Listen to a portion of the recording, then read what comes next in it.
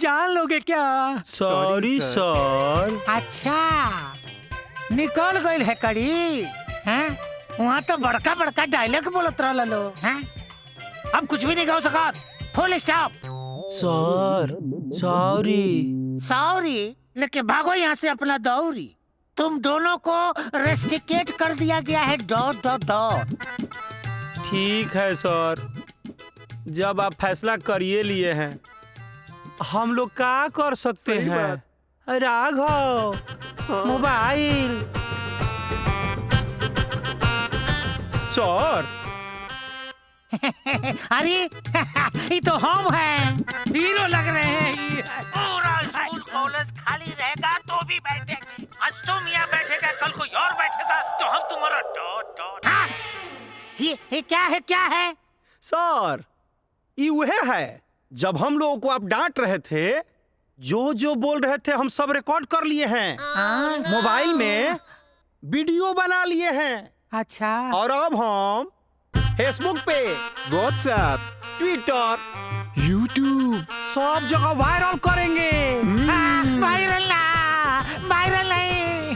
और कहेंगे कि हमारे जो सर हैं वो अपने इस पद का नाजायज फायदा उठा रहे हैं, और कहेंगे आप हम जैसे पढ़े लिखे लड़कों को कॉलेज से बाहर निकाल रहे हैं।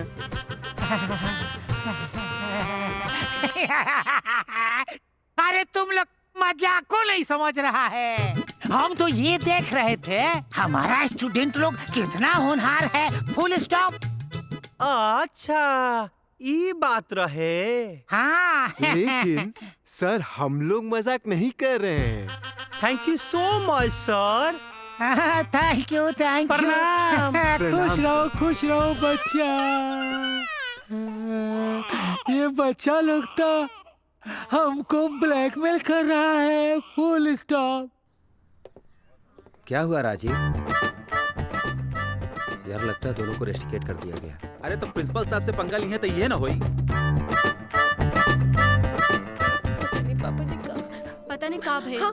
अरे राजीव, पापा जी क्या कर ले? हाँ कोई गलती हमरे बा, हम ही जाके पापा जी से माफी मांग लेता नहीं।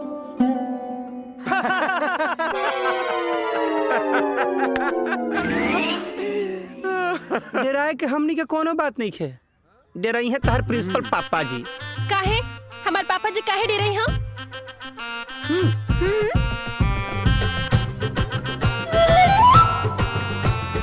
पूरा स्कूल कॉलेज खाली रहेगा तो भी बैठे। तुमको पता है वो प्रिंसिपल की बेटी है, प्रिंसिपल की इकलौती। आज तुम यहाँ बैठेगा, कल कोई और बैठेगा तो हम तुम्हारा डॉट डॉट डॉट। अब बुझाइल ले धर। जब मियाँ बीबी राजी तो का करिए प्रिंसिपल पापा जी। ए भाई, अब हम दोनों के तो मामला सेट हो गइल बा, और तू दोनों की भी। अब धमाल होके के चाहिए। हाँ। अच्छा तो देरी कोना बात के बाद चल।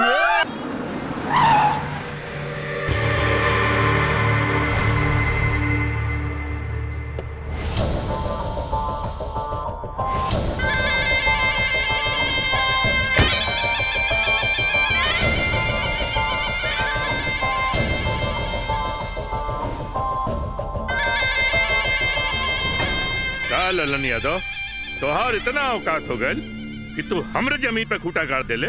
रस्सी जल गइल पर ऐठन ना गइल। खूटा गाड़े खातिर पावर के जरूरत पड़ेला, और पावर हमके विधायकी के कुर्सी से मिलल बा। अब कुर्सी भी हमार और जमीन भी हमार।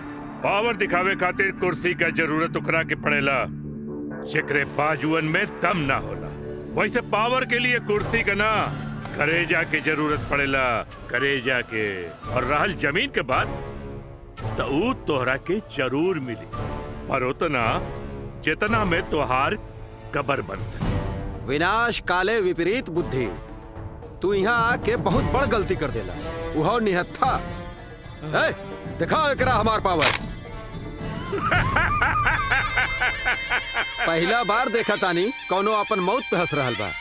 हम हंसत अपना खातिर न मानी, तोहरा मौत पर हंसत बानी।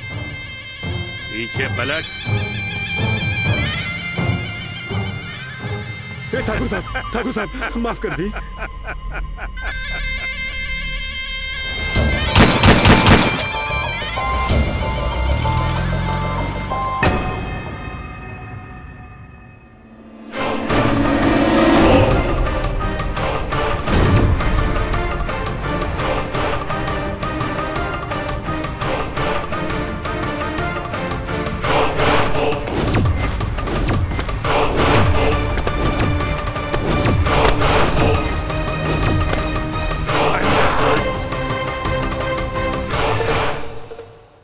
के बाड़ा तू? हमरा घर में कैसे आ गईला? वो किताब कहाँ बा? कैसन किताब? तू अच्छी तरह जाना तड़ा हम कौन एक किताब के बात करता नहीं। आज अमावस्या और वो किताब हमके कोनो कीमत पे चाहिए, चाहे ओकरा के खातिर तोहरा के मौत के घाट उतारे के पड़े। मर जाए चली, लेकिन वो किताब तोरा जैसन दुष्ट आदमी के ना दे।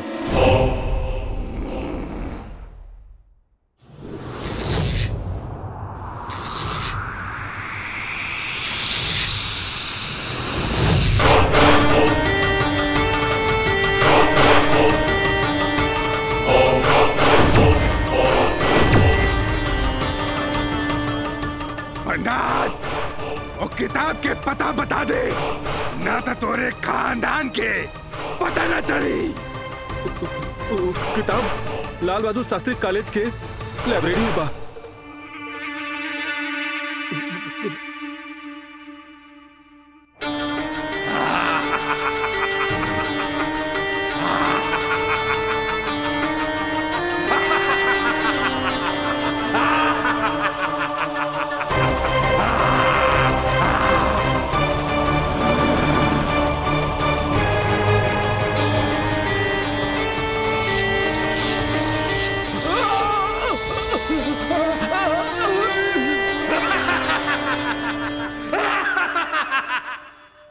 अचानक पंडित जी के मौत कुछ समझ में ना आई ठाकुर साहब। हमरा के भी बात समझ में ना आई कि एकाएक ही सब कैसे हो गए।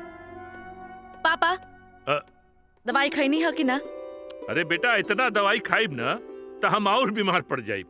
देखी कोनो बहाना ना चली, अगर आप टाइम पर दवाई ना खाए तो हम पढ़ाई लिखाई छोड़ के घर बैठ जाए। अरे ना ना ना ना ना, हम खा ले बेटा, खा ले, पर तू कॉलेज जाए मत छोड़े।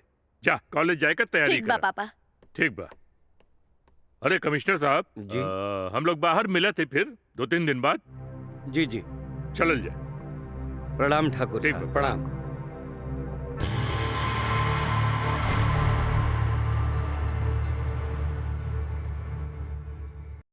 पूरा फिल्म देखे खातिर अभी डाउनलोड करी दंगल प्ले ऐप।